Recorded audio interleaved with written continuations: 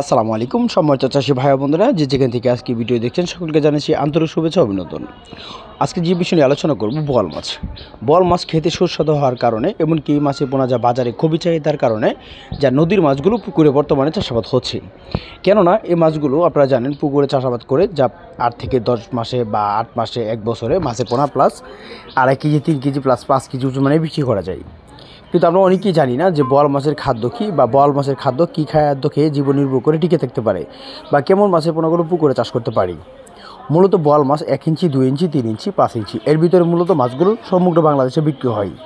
কারণ হলো এই মাছগুলো প্রতি শতাংশ পুকুরে চাষ করা যায়। অবশ্যই পুকুরে আয়তন বড় থাকতে হবে, কেননা যদি পুকুরে আয়তন বড় থাকে তাহলে বিশেষ করে এই মাছগুলো অতি দ্রুতভাবে বাজারে বিক্রি করা যায়। বোয়াল মাছের খাদ্য আপনারা জানেন যে কাপ জাতীয় মাছের পোনা বা দানি পোনা, এগুলো তারা শিকার করে খাদ্য খেতে ভালোবাসে।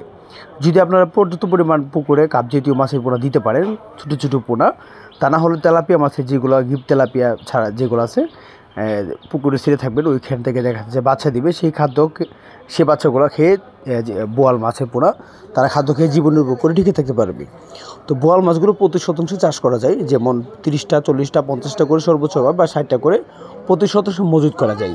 যদি কাপ জাতীয় মাছ যদি আপনার পুকুরে তার থেকে বড় থাকে, যদি কাপ জাতীয় মাছের পরিমাণ যদি অন্য অন্য মাছের থেকে এই মাছের থেকে যদি বড় থাকে, সেক্ষেত্রে পুকুরে কালচার করতে পারেন।